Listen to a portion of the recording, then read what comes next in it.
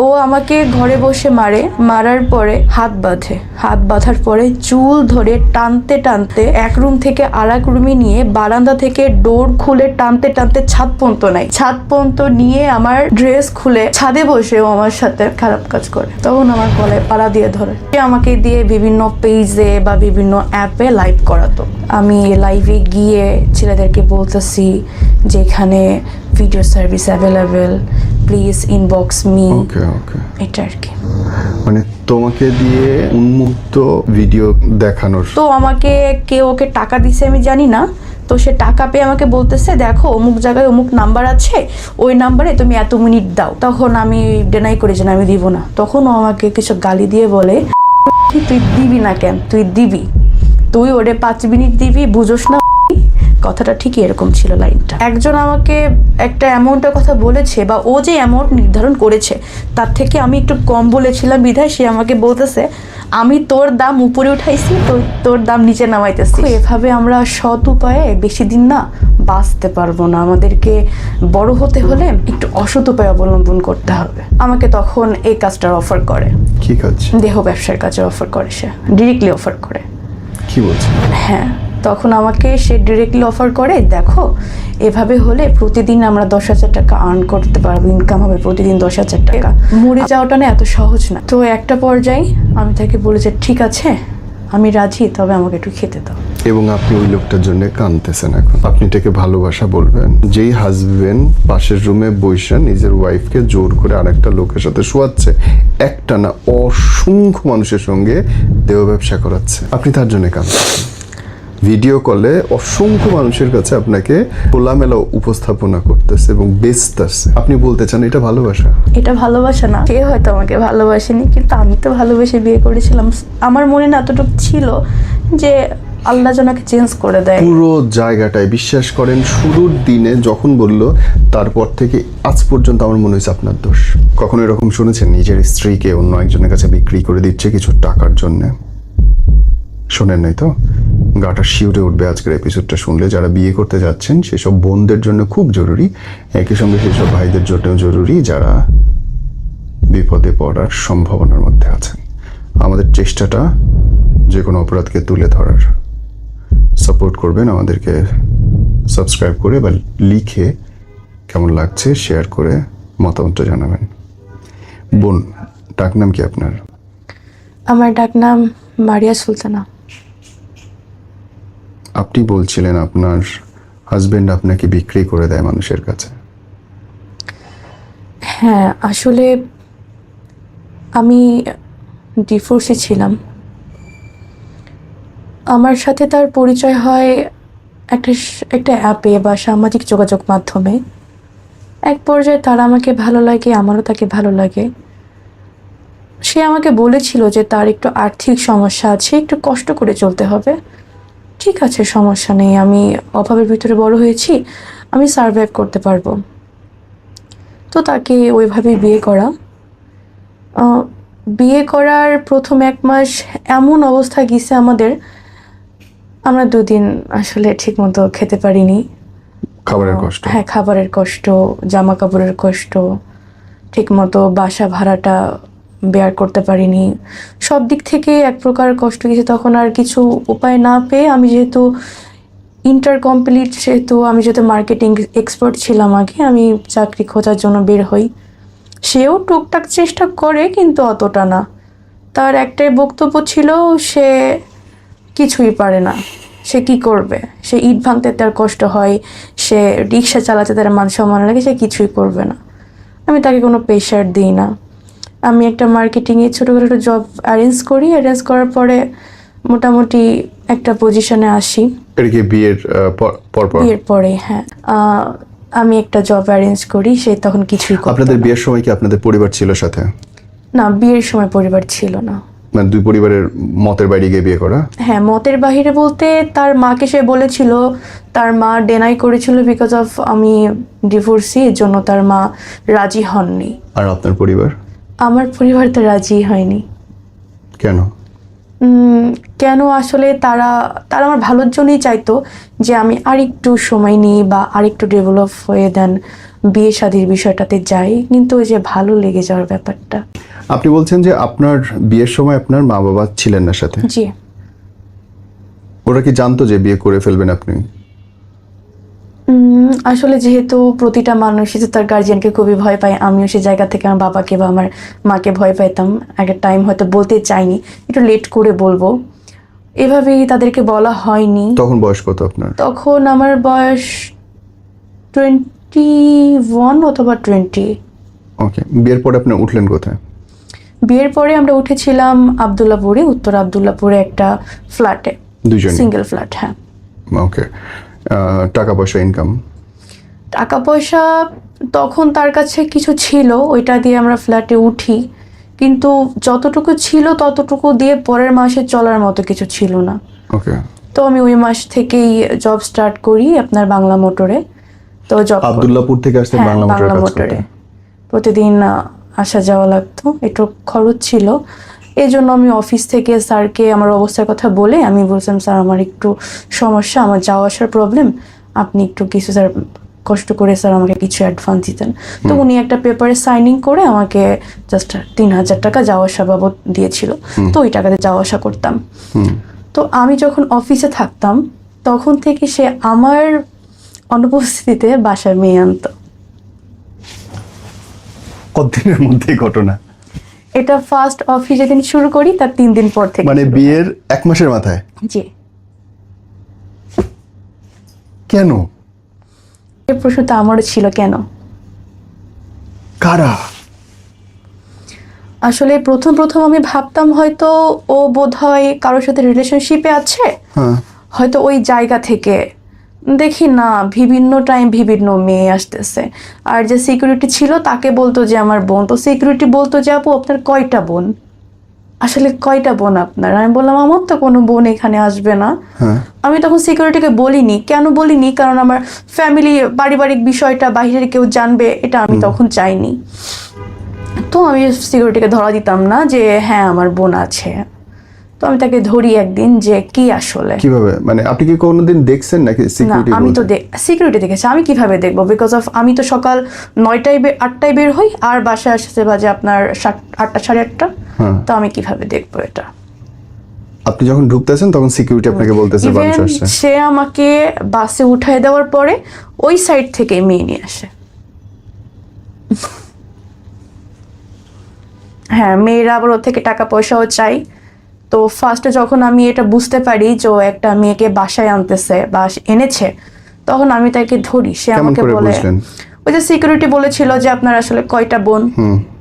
আর আরেকটা ক্লু পেয়েছিলাম হচ্ছে ওকে একজন হোয়াটসঅ্যাপে মেসেজ করেছিল যে আমার এতটা টাকা লাগবে।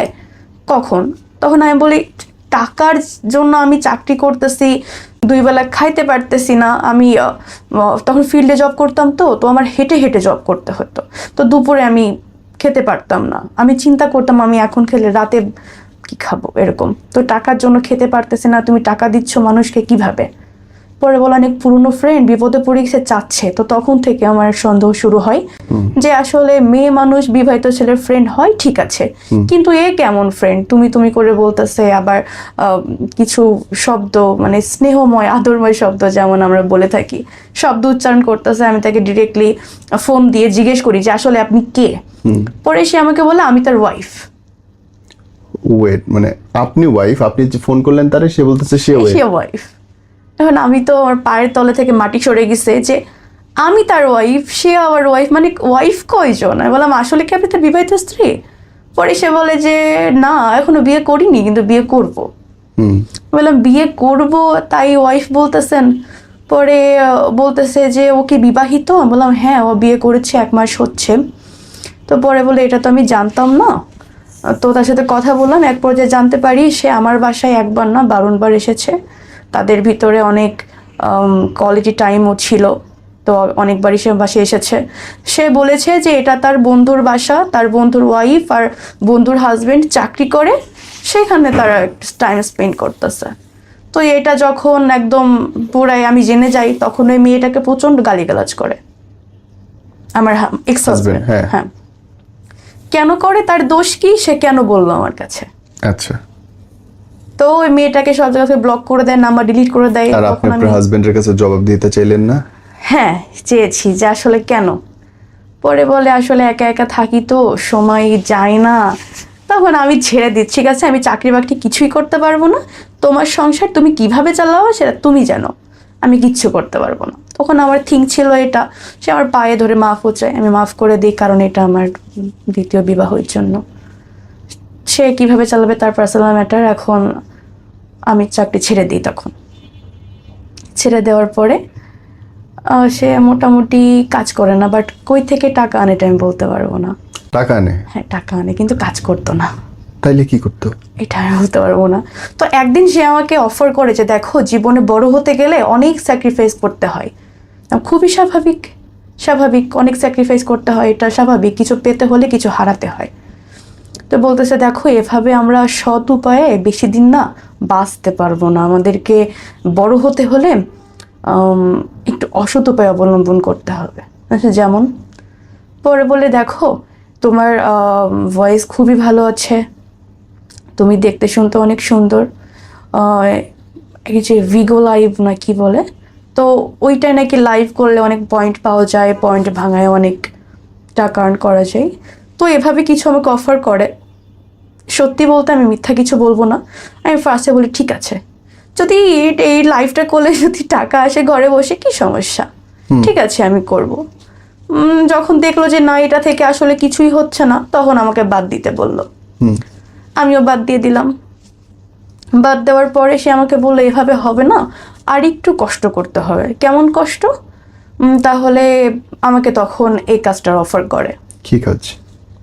দেহ ব্যবসার কাজে অফার করে, সে ডিরেক্টলি অফার করে। কি বলছিল? হ্যাঁ তখন আমাকে সে ডিরেক্টলি অফার করে দেখো এভাবে হলে প্রতিদিন আমরা 10,000 টাকা আর্ন করতে পারবো, ইনকাম হবে প্রতিদিন 10,000 টাকা, আমরা 2-3 মাসের ভিতরে আমরা সেটেল হয়ে যেতে পারবো, আমার অনেক দেনাদায়িক আছে ওইগুলো শোধ হয়ে যাবে, আমরাও সেটেল হয়ে যাব, আমরা তারপরে বিদেশে চলে যাব। টু বি অনেস্ট আমি তখন ডিরেক্টলি না করে দিই যে না, তখন আমি চলে যেতে চাই। ব্যাগটা নিয়ে, আমার যে ব্যাগ ছিল সেটা কাপড় চোপড় গোছায় আমি চলে যেতে চাই। আমি চলে যেতে কেন চাইলাম এটার জন্য ও তখন আমার প্রথম গায়ে হাত দেয়। ও আমাকে যখন আমার গায়ে হাত দেয় না, খুব ক্যালকুলেশন করে মারতো প্রতিবারই। যেমন ধরেন আপনি ওইখানে বসে আছেন, ঠিক কতটা স্টেপ পেছনে গেলে মানে দৌড়ে এসে একবারে আপনার মুখে লাথি দেওয়া যায়। সে খুব ক্যালকুলেশন করে মারতো। সে বেশিরভাগ মুখে মারতো, পিঠে মারতো, আর হচ্ছে মাথায় মারতো, শরীরে কখনো মারতো না। আর যখন সে আমাকে মারতো তার 1 থেকে 2 সপ্তাহের ভেতরে কখনো ঘর থেকে বাহিরে নিয়ে যেত না। এটা তার একটা স্ট্রিক্ট ছিল, কারণ ঘর থেকে নিয়ে গেলে হয়তো অসুস্থ দেখলে বা গায়ে দাগ দেখলে জিজ্ঞেস করবে যে কি হয়েছে কেন, বা আমি যদি কখনো পুলিশের কাছে হেল্প চাই, এজন্য কখনো সে আমাকে বাহিরে নিত না। আপনার স্বামী আপনাকে স্ট্রেট বললো তুমি দেহ ব্যবসা করো, এবং আপনি তারপরে বের হয়ে গেলেন না, আপনি বাসায় থাকলেন? আমি বের হতে চেয়েছিলাম তখন। স্যার আমি থাকি 6 তলার উপরে, ডোর অফ করলে কিন্তু শব্দ বাহিরে যায় না। আমার ফ্যামিলি এখানে থাকে না, তারা থাকে গ্রামে, ঢাকাতে আপন বলতে কেউ নেই। সে যদি আমাকে দরজা বন্ধ করে মেরে ফেলে, স্যার জীবনের ভয় কার নেই বলেন? ওকে, আমরা আরো প্রশ্ন আছে করবো, তার আগে শুনি তারপরে কি হলো। তারপরে সে আমাকে অনেকদিন ফোর্স করে, না না না না করতে করতে এক প্রকার সে আমাকে বোঝানোর জন্য ঘরে বাজার ঘাট সব কিছু অফ করে দেয়, সব কিছু অফ করে দেয়। সে ঠিকই যাইতো, সে যখন যাইতো আমাকে বাহির থেকে তালা মেরে যাইতো আর কি, মানে আমি যদি বের হইতে না পারি অলওয়েজ ডোরে তালা থাকতো। তার বোনের বাসায় যাইতো। আরও ঘটনা আছে, আসলে তার বোনের বাসা বলতে তার বোনের বাসা না, তার আবার আগে বিয়ে আছে, 13 বছরের সংসার আছে, সে ওইখানে যাইতো, বাট তার বোর পরিচয়টা দিত ছোট বোন হিসেবে, যে ওইটা আমার ছোট বোন বড় বোন এইভাবেই আর কি, মানে বোনের পরিচয় বউকে রাখতো। আর আমাকে রুমে এভাবে তালা মেরে চলে যেত। এভাবে 2-1 দিন বাসায় খাবার দিত না। আমি তো মানুষ, আমার তো খাবারের প্রয়োজন আছে। আসলে মরে যাওয়াটা না এত সহজ না। একদম। তো একটা পর্যায়ে আমি তাকে বলি যে ঠিক আছে আমি রাজি, তবে আমাকে একটু খেতে দাও। আমি আমি অনেক খাই না, আমার আসলে কথা বলতে পারতেছি না আমি তখন। আমার পুরো হাইপার শুরু হয়ে গেছে, যে কাঁপাকাঁপি শুরু হয়ে গেছে খিদায়। তখন সে আমাকে বললো যে ঠিক আছে, আমি আমার বোনের কাছ থেকে রান্না করছে, আমি ভাত নিয়ে আসতেছি। তো এইভাবে ও, যখন আমরা আবদুল্লাপুরে ছিলাম তখন ও লোক আনতো। আপনি আমাকে প্রথম দিনটা বলেন।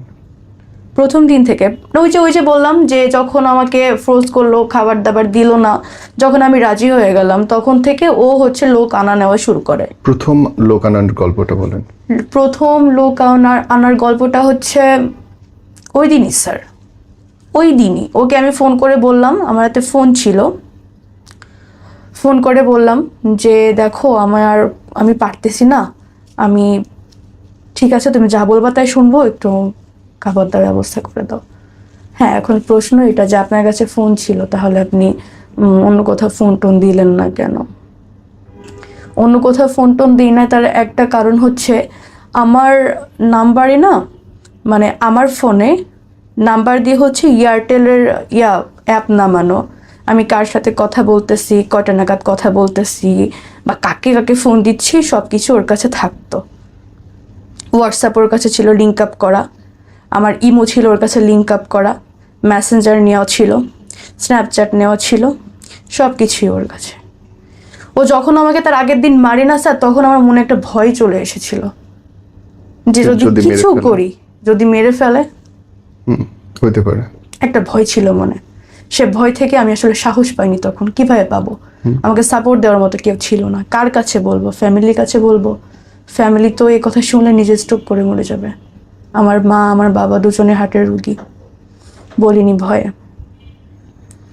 সেদিন ও আসার সময় লোক নিয়ে আসে, সেদিনই লোক নিয়ে আসে।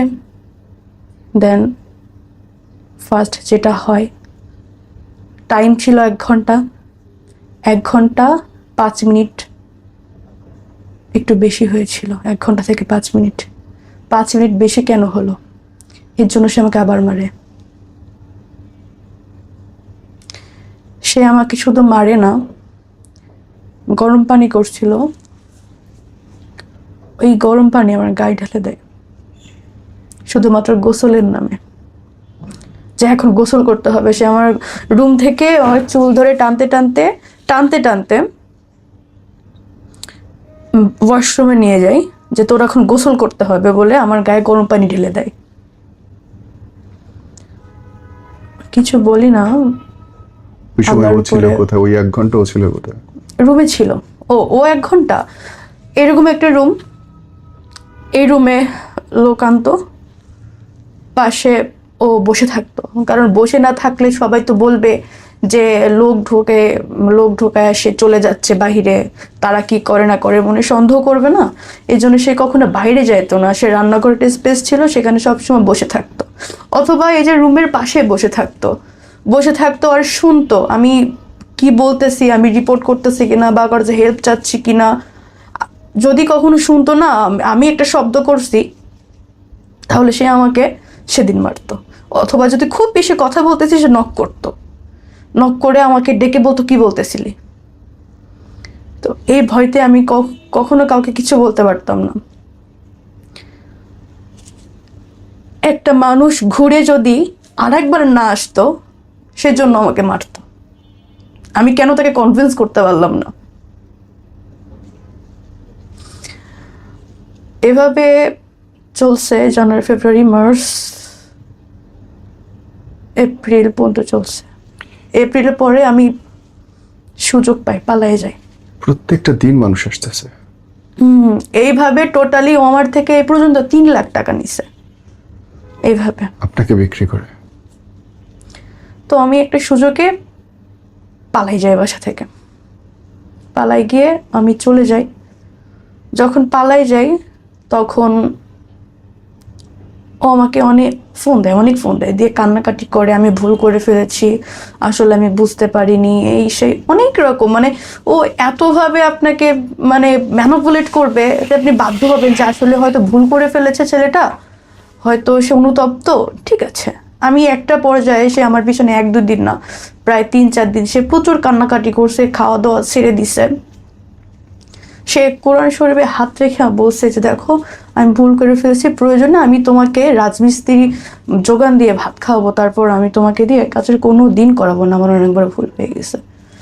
যেহেতু সেকেন্ড ম্যারেজ, আমি তাকে সুযোগ দিয়ে আবার হচ্ছে ঠিক আছে। সে ওইখান থেকে বাসা চেঞ্জ করে।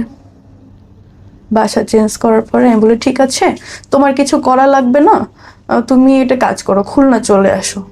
আমি এখানে যেহেতু এনআরবি ব্যাংকে মার্কেটিংয়ে জব করতাম, তো আমি মার্কেটিং বা জব করে তোমাকে খাওয়াবো। বলো ঠিক আছে। সে খুলনা চলে আসে। খুলনা চলে আসার পরে কিছুদিন জব করি। একদিন করে হুট করে বলতেছে যে তোমার জব করার প্রয়োজন নেই, আমি একটা জব দেখছি, তুমি বাসায় থাকো, আমি জব করব। ঠিক আছে, ভালো কথা। এইভাবে হচ্ছে কিছু মেয়ের সাথে বোধ হয় ওর কথাবার্তা ছিল, তো ও হচ্ছে মেয়েদের দিয়ে এখন শুরু করে। তখন আর আমাকে দিয়ে শুরু করে না, মেয়েদের দিয়ে শুরু করে। তো খুলনা থাকাকালীন কয়েকটা মাস আমাদের খুবই ভালো কাটছে। আমি জব করেছি, সে বাসায় ছিল, তাকে কিছু করতে দেইনি। হ্যাঁ, দেই নাই, সত্যি বলতে আমি কিছুই করতে দেই নাই, যে ঠিক আছে তোমার কিছু করা লাগবে না, তুমি থাকো। খুলনা যেহেতু আমার জন্মস্থান, সেহেতু আমি অনেকটা ভালো চিনি, সেহেতু এখানে আমার ক্ষতি করতে পারবে না, এতটুকু বিশ্বাস আমার ছিল।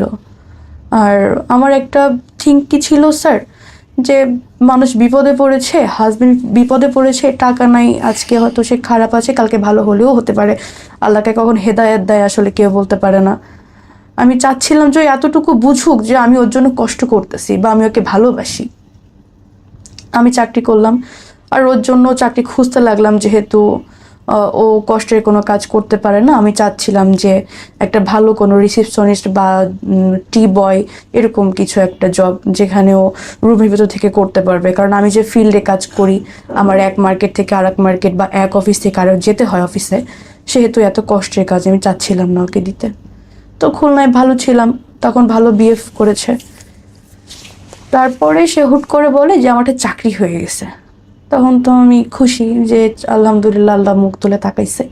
তো সে আমাকে কক্সবাজার নিয়ে যায়, বললো কক্সবাজারে একটা 5 স্টার হোটেলের ম্যানেজার হিসেবে আমার চাকরি হয়ে গেছে। তখন একটু সন্দেহ লাগে মনে, যে হোটেলের ম্যানেজার। আমি বললাম থাকতেই পারে, খুবই স্বাভাবিক, যেহেতু এই সেপ্টেম্বর এপ্রিলে পালাইছি, মে, জুন, জুলাই, আগস্ট, সেপ্টেম্বর না আগস্টে সেই কথাটা বলার পরে আমি যেহেতু 4 মাসে অনেক ভালো ছিল বা আমরা ভালো ছিলাম, ভেবেছিলাম হয়তো মানুষ চেঞ্জ হয়ে গেছে। তো আমি চলে যাওয়ার পরে কক্সবাজারে যাওয়ার পরে একই কাহিনী। তবে এবার হয়তো সে লোক আনা নেওয়াটা করতো না, সে আমাকে দিয়ে বিভিন্ন পেজে বা বিভিন্ন অ্যাপে লাইভ করাতো। কিরকম লাইভটা হচ্ছে এরকম, আপনি একটা প্রোডাক্ট সেল করতেছেন, প্রোডাক্টটার কোয়ালিটি কি বা প্রোডাক্টটা কি দিতে পারবেন, ওরকম একটা লাইভ, কিন্তু টপিকসটা চেঞ্জ।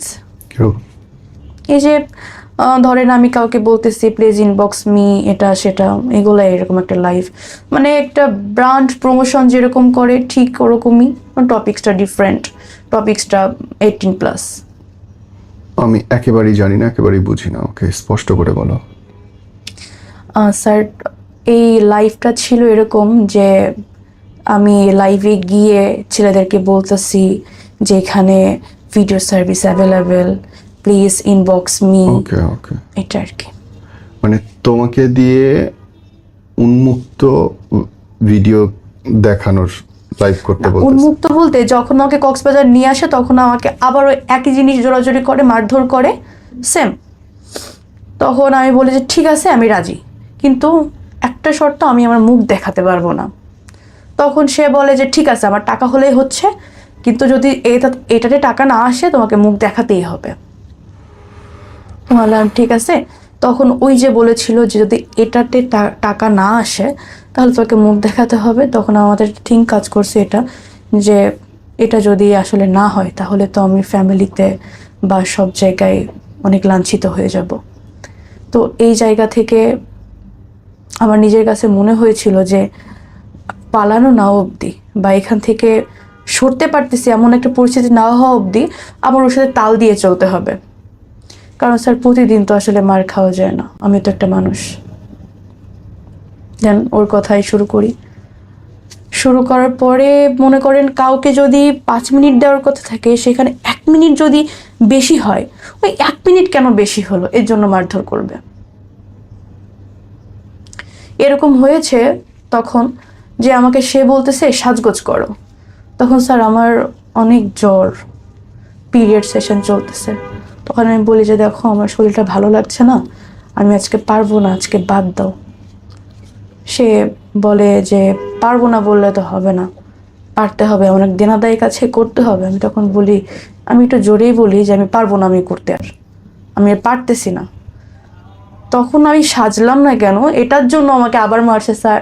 ওর মারার যদি আপনি কাহিনীটা শুনেন, ও আমাকে ঘরে বসে মারার পরে হাত বাঁধার পরে চুল ধরে টানতে টানতে এক রুম থেকে আর এক রুমে নিয়ে বারান্দা থেকে ডোর খুলে টানতে টানতে ছাদ পর্যন্ত নিয়ে আমার ড্রেস খুলে ছাদে বসে ও আমার সাথে খারাপ কাজ করে।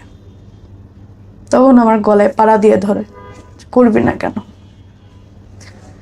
এটা যখন হয় না স্যার, তখন আমার মনে হয়েছিল কি ওর ভিতরের মনুষ্যত্বটা না নষ্ট হয়ে গেছে। ও আসলে আমাকে ইভেন এরকমও ভয় দেখায় যে আমি যদি ওর কথা না শুনি, ও ঠিক এভাবে বলে তোমার এইখান থেকে বিলেট দিয়ে কাটতে কাটতে পুরো পা পর্যন্ত যাবো, তোমার অস্তিত্ব খুঁজে পাওয়া যাবে না। তখন আমার মনে হয়েছিল ওর ভিতরে মনুষ্যত্ব বলতে কিচ্ছু নেই। তখন আমি নিজের ভিতরে ঠিক রাখি আমাকে অ্যাট এনি কস্ট এখান থেকে পালাতেই হবে। আমি এখান থেকে পালাই যাই বলতে আমি সকাল ভোরে যখন ঘুমেছিল আমি তখন বাসা থেকে পালাই যাই। যে সিকিউরিটি ছিল বাসার, মানে প্রতিটা বাসায় একটা সিকিউরিটি থাকতো, সিকিউরিটি ছাড়া কখনো বাসা নিত না। আর বাসা 2 রুমের নিক 3 রুমের নিক সিঙ্গেল ছাড়া কখনো সাবলেট নিত না। তখন পালাই যায়। তখন সিকিউরিটি ভাবছে হয়তো রাতে হয়তো ঝামেলা হয়েছে ওদের ভিতরে, ও সিকিউরিটি সবই জানে বলতে মারামারি চিল্লাচিল্লি শুনতেছে কিন্তু আগাচ্ছে না, ভাবছে স্বামী স্ত্রীর ঝামেলা। তো আমি পালাই যাই। সিকিউরিটি খবর দেয় যে ভাই ভাবি তো মনে হয় রাগ করে পালাই যাচ্ছে, আপনি ভাবিকে ঠেকান, ও তো আর জানে না এগুলা। তখন ও আমাকে কলাতলি থেকে চুল ধরে সজোরে ঘুষি মারতে মারতে বাসায় নিয়ে আসছে। ওইখান থেকে মনে করেন আমার বাসা হেঁটে গেলে 10 মিনিট, ওই 10 মিনিট ধরে আমাকে একটা কথা বলতেছে আর ঘুষি মারতেছে। মানুষ দেখতেছে কিন্তু কেউ কিছু বলতেছে না। তখন পালাতে পারিনি, তখন ধরা পড়ে যায়। আর যখন ধরা পড়ে যায় তখন তো আমাকে বেশি চোখে রাখতো। তখন আর কোথাও যাইতে যেত না, একা মানে সবসময় ডোরে ভিতর থেকে তালা মারা থাকতো। এরকম আমি যে বাসায় কথাটা বলবো যে একটু কেউ এসে আমাকে নিয়ে যাও বা তোমরা কেউ বেড়াতে আসবে, অ্যাটলিস্ট বেড়াতে আসলে তো একটা মনের ভিতরে আসান লাগবে যে কোনো টাইমে বলতে পারবো যে আমাকে এখান থেকে নিয়ে যাও।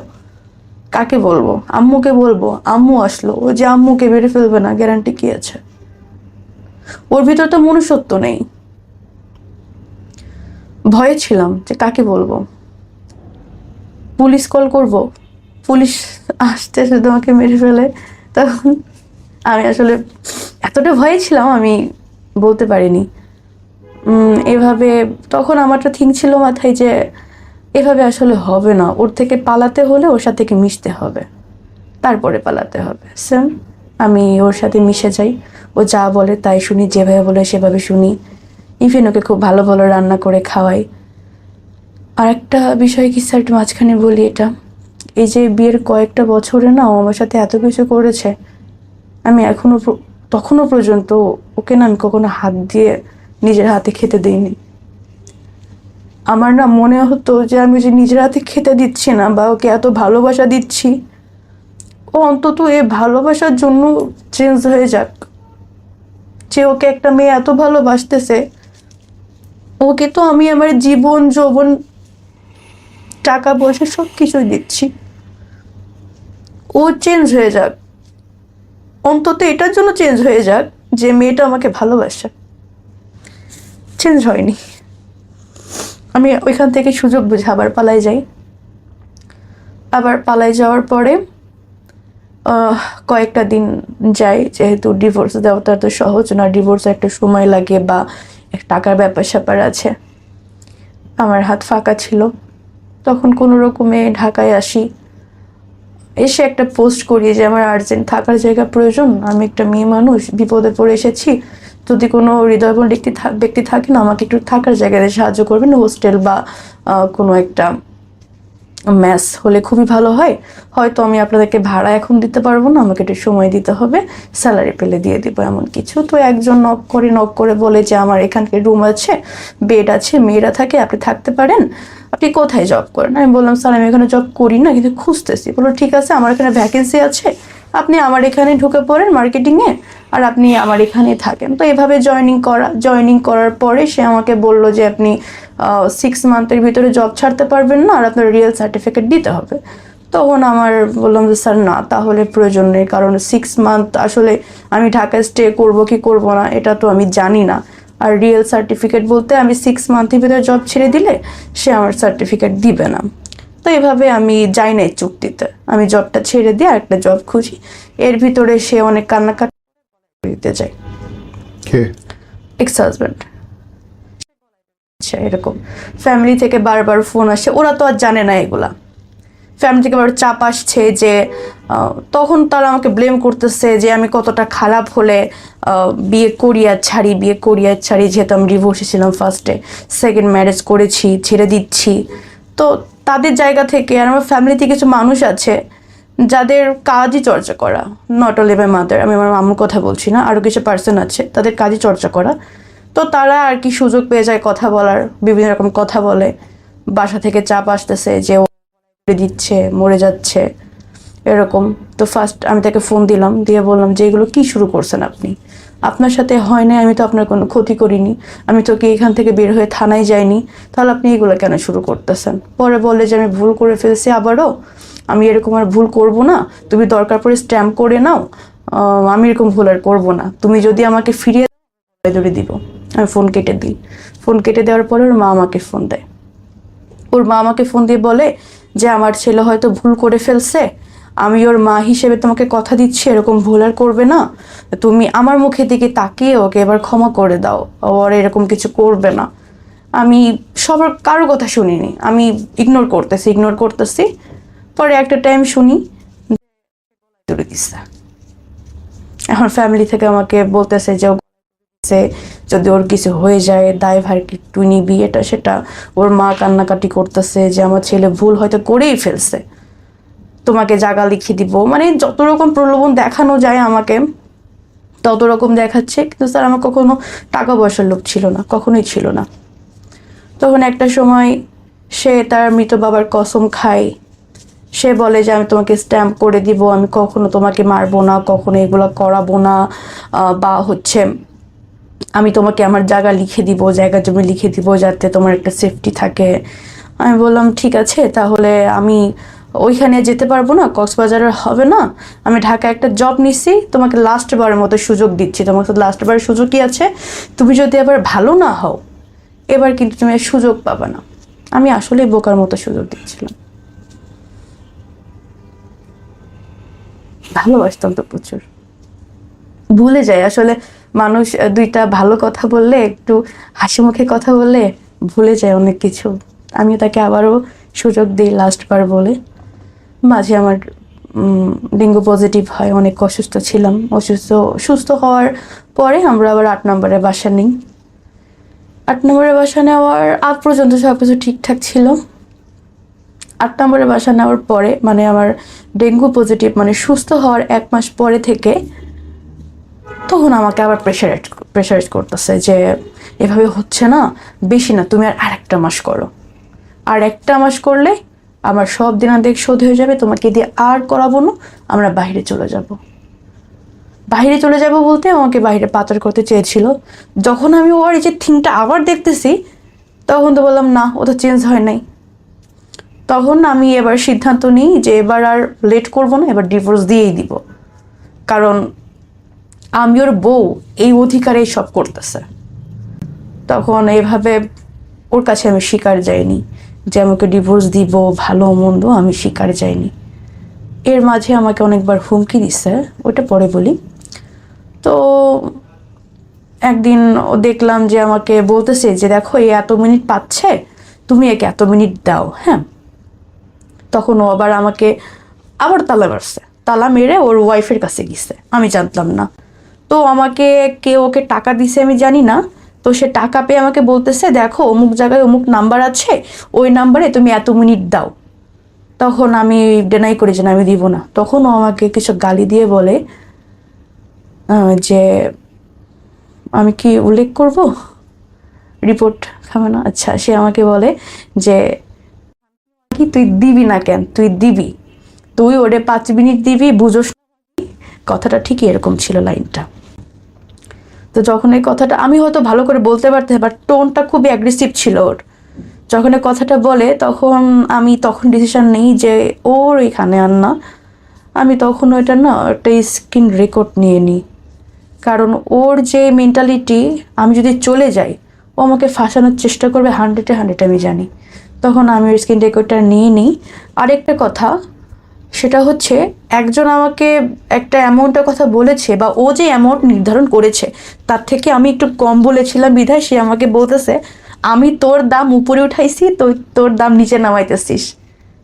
মানে কত বড় খানকি হইলে তুই নিজের দাম নিচে নামাস।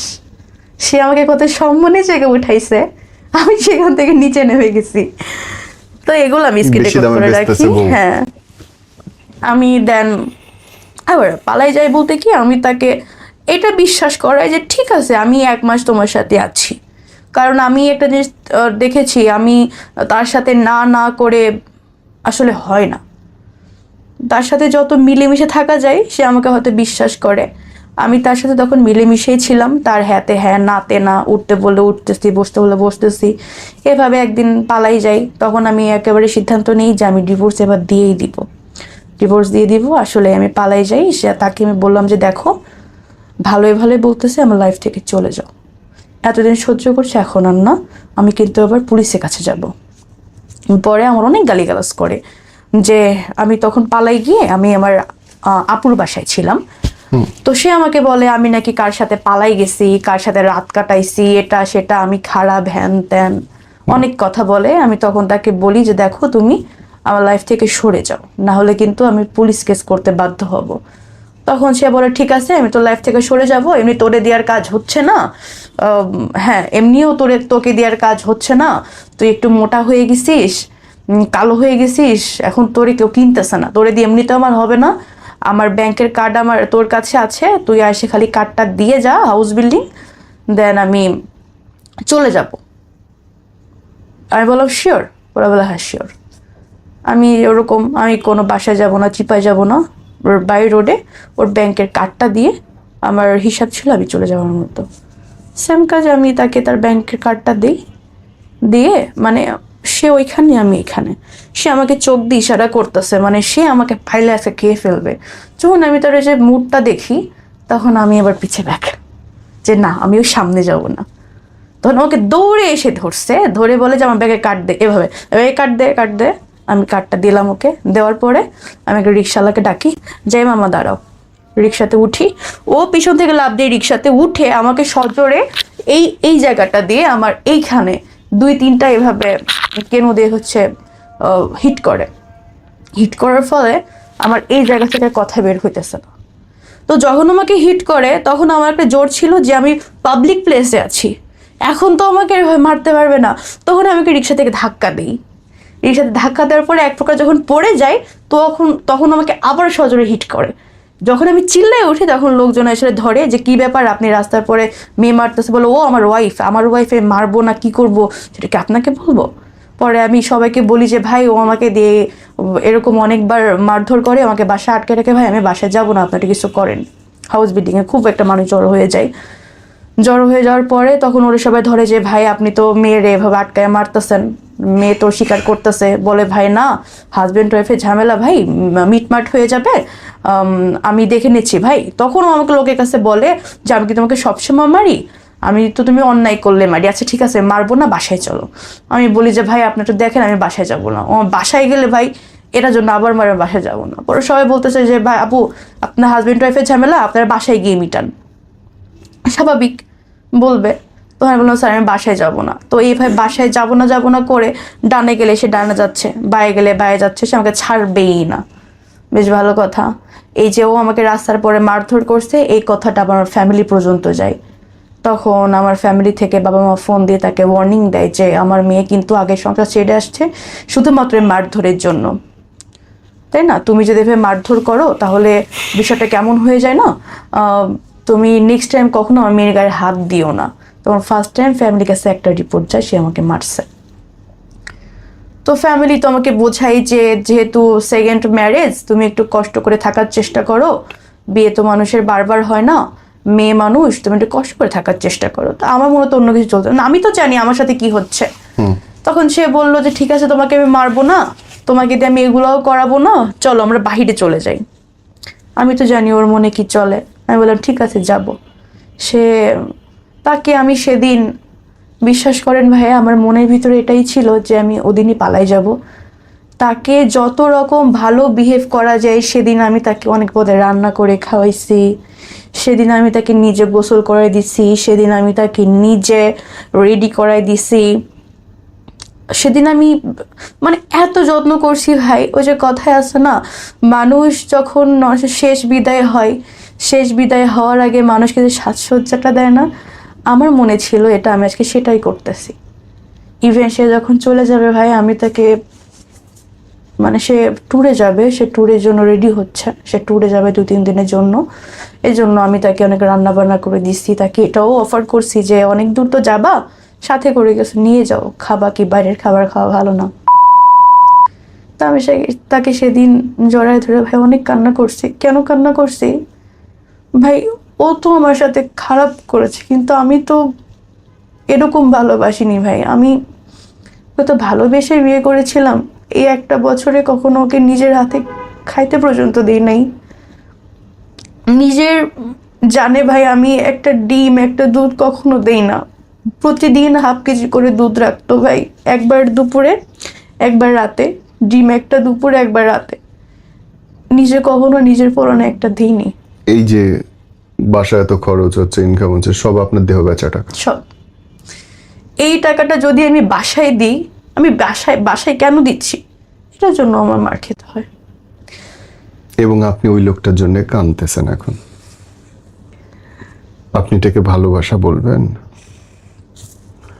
যেই হাজবেন্ড পাশের রুমে বসে নিজের ওয়াইফকে জোর করে আরেকটা লোকের সাথে শোয়াচ্ছে, একটা না অসংখ্য মানুষের সঙ্গে দেহ ব্যবসা করাচ্ছে, আপনি তার জন্য কাঁদতেছেন। ভিডিও কলে অসংখ্য মানুষের কাছে আপনাকে খোলামেলা উপস্থাপনা করতেছে এবং বেচতেছে, আপনি বলতে চান এটা ভালোবাসা? এটা ভালোবাসা না, সে হয়তো আমাকে ভালোবাসেনি কিন্তু আমি তো ভালোবেসে বিয়ে করেছিলাম। আমার মনে না এতটুকু ছিল যে আল্লাহ জনাকে চেঞ্জ করে দেয়। পুরো জায়গাটায় বিশ্বাস করেন, শুরুর দিনে যখন বলল তারপর থেকে আজ পর্যন্ত আমার মনে হয়েছে আপনার দোষ।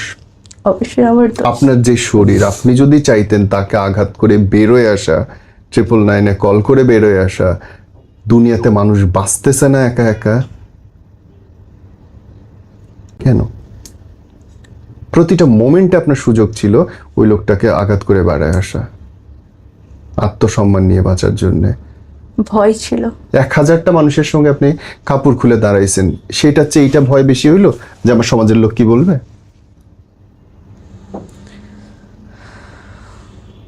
কি লজিক এটা? জীবনের একটা ভয় ছিল, হয়তো মেরে ফেলবে, ভয় কিছু করতে পারি। এটা বাঁচা? এটা বাঁচা না, এটা তো মরে যাওয়া, জীবিত লাশ। আপনার ভিডিও মানুষের কাছে ঘুরতেছে, আপনার ছবি মানুষের কাছে ঘুরতেছে, আপনি বলবেন এটা বাঁচা? ইচ্ছা করে।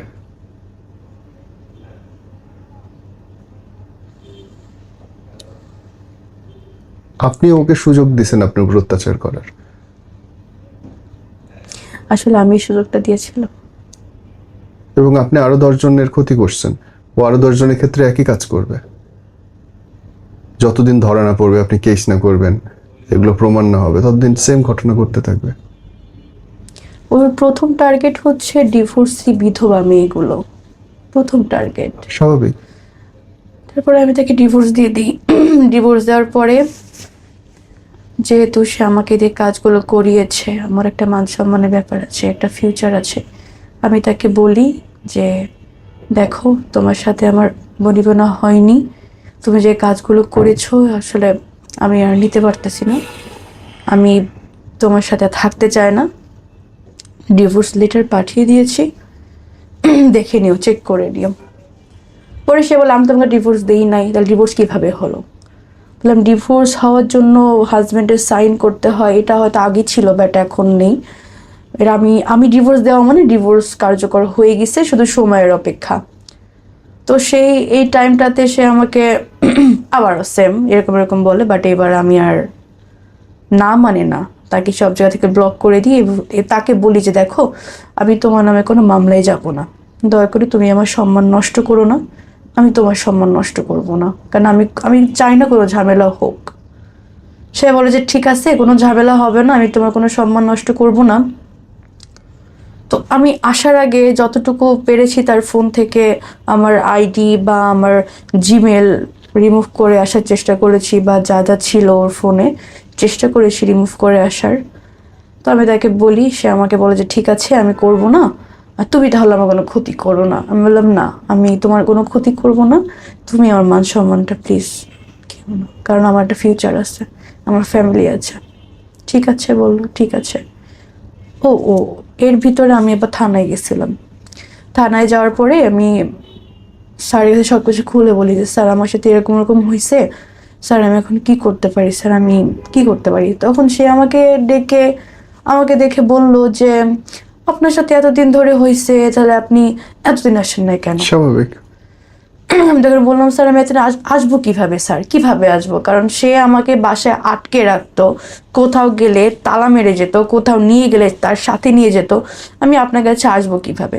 পরে বললাম আপনি বাইরে গেলে চিৎকার করতে পারেননি যে বাঁচাও বাঁচাও, বা আমার সাথে এগুলো করতেছে? আমার স্যার এগুলোকে আসলে বলা যায়, এগুলোকে আসলে হয় যে আমি বাহিরে গেলাম আর রাস্তার পরে চিৎকার করলাম, এগুলো কি আসলে হয় স্যার? মানে কতটা মেয়ে পারে? বললো যে পারেননি সেটা তো আপনার ফল, তাহলে আপনি এখানে কেন আসছেন আমাদের কাছে? এভাবে অনেক কথা বলার পর আমার মনে হয় যে এভাবে আসলে কিছু হবে না, তো আমি উঠে চলে আসি। তারপর আমি নিজের ভিতরে সেট করে নিই যে যা ছিল কপালে ছিল, হয়ে গেছে, এটা নিয়ে তো পড়ে থাকা যাবে না, আবার সামনে আগাতে হবে। তো আমি তার সাথে ওই কনভারসেশনে যাই যে দেখো তুমি কোনো ক্ষতি করো না আমার। ডিভোর্সের যখন 3 মাস পার হয়ে যায়, এর ভিতরে অনেক চেষ্টা করেছে আমাকে নেওয়ার, কিন্তু আমি যাইনি। ডিভোর্সের 3 মাস পার হলে সে আমার ভিডিও, আমার ছবি, সব কিছু আমার ফ্যামিলিতে দেয়। আমার ফ্যামিলি থেকে শুরু করে আমার গ্রাম, অফিস কলিগ, সব জায়গায় আমার ভিডিওটা দিয়ে, আমার ছবি দিয়ে বলতেছে এই মেয়েটা এরকম।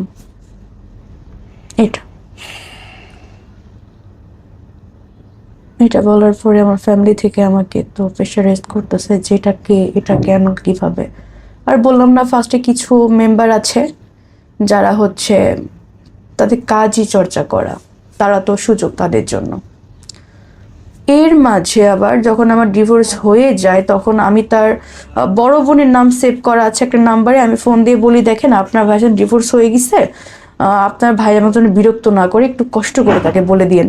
বলে আপু আমি তোর বোন না, আমি তোর ওয়াইফ, আমাদের 13 বছরের সংসার আছে, আমাদের 3টা বাচ্চা আছে। তখন ওর সাথে ওই যে আমার যে ফোন আলাপটা হয়, যে ওর মানে আমার এক্স হাজবেন্ড ওর নিজের ওয়াইফকে দিয়েও 13 বছরের সংসার, ওদের 3 বাচ্চার মা, সেম কাজ করার চেষ্টা করেছে, সেম কাজ। ইভেন সে করে নাই বিধায় তাকে অনেক মারধর করছে, তার সাথে থাকে না, তার খরচ বহন করে না এই জন্য। কিন্তু করছে ওই মহিলা করেনি, বিকজ অফ ওই মহিলার 2টা বাচ্চা আছে। তো ওই মহিলা করে নাই এবং মরে যায় নাই, কিন্তু বুঝতে পারছেন পার্থক্যটা আপনারা? ওটা একটা জোর ছিল ভাই, 2টা বাচ্চা আছে, গ্রামের বাচ্চা, দুর্বলতা হিসেবে দেখতে পারেন। এটা চয়েস। আমি ভয় পেয়ে গেছিলাম আসলে, Understood. মেরে ফেলবে।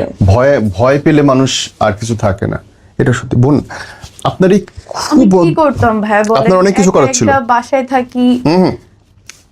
আপনার অনেক কিছু করার ছিল। ডে 1 থেকে যখন আপনার হাজবেন্ড বলছে সেই মুহূর্ত থেকে আপনি বের হয়ে তাকে ডিভোর্স দিয়ে তার নামে কেস করতে পারতেন ইনস্ট্যান্ট। 999-এ কল করলে পুলিশ কেস নিতে বাধ্য এবং সবচেয়ে দ্রুত কাজ হয়। Everyone knows it. ও যখনই বাইরে গেছে আপনি জানলা দিয়ে চিৎকার করলে পাশের বাসার লোক এসে আপনাকে উদ্ধার করতো। না স্যার, ওইভাবে কখনো ফ্ল্যাট নিত না। আপনি 6 তলায় নিলে 5 তলার লোক শুনতো। তাহলে স্যার আমরা যখন মারতো তখন কেন আসতো না তারা? সিচুয়েশন অনেকভাবে কন্ট্রোল করা যায় বোন, অনেকভাবে কন্ট্রোল করা যায়। আমি পারিনি। আপনি পারেন নাই, আপনি চান নাই, সামহাও আপনি অবসেসড ছিলেন তার ব্যাপারে। হ্যাঁ, এটা একটা মনে কাজ করতো যে হয় সে হয়তো চেঞ্জ হয়ে যাবে। এখন আমি আমার সম্মান বেঁচে যদি তার চেঞ্জ চাই, ফাইন, তাহলে আর কিছু বলার নেই। বাট ট্রাস্ট মি ব্রাদার, আপনি ঠিক করেন নাই সেটা অবশ্যই। এবং আপনি খুব বড় অন্যায় করছেন। আপনার লাইফটা থেকে বোন যদি কেউ শেখে, কি শিখতে পারে বলেন তো? আমার লাইফ থেকে যদি কেউ কিছু শিখে তাহলে যে বোকামিটা, এরকম বোকামিটা যেন কেউ না করে। আর এই যে খোঁজ খবর না নিয়ে দুমদাম করে কাউকে ভালোবাসে ইমোশনাল জায়গা থেকে কাউকে বিয়ে না করা বা রিলেশনে যাওয়াটাকে আমি প্রেফার করব, এটাই শেখার আছে। ওকে, ওনার সিচুয়েশনে হয়তো আমি আপনি থাকলে সেম কাজটাই করতাম অথবা করতাম না। মানুষ নিজে না পড়লে বিপদ আসলে বাইরে থেকে বোঝা যায় না। আমি হয়তো বলছি যে উনি এভাবে মুক্তি হতে পারতো, কিন্তু হয়তো পারতেন না। ব্যাপারটা অতটা সহজও না। একটা ভয় একটা মানুষের জীবন কীভাবে নোংরাভাবে নষ্ট করতে পারে। অন্ধ ভালোবাসা কেমন করে একটা মানুষের জীবন ধ্বংস করতে পারে আপনি দেখলেন, শুনলেন। যদি আপনার বোন বা আপনার কোনো পরিচিত মেয়ে বলে এসে সংসারে যে আমি আমার হাজবেন্ডের সঙ্গে থাকতে চাই না, জোর করে পাঠায়েন না, কারণ আপনি জানেন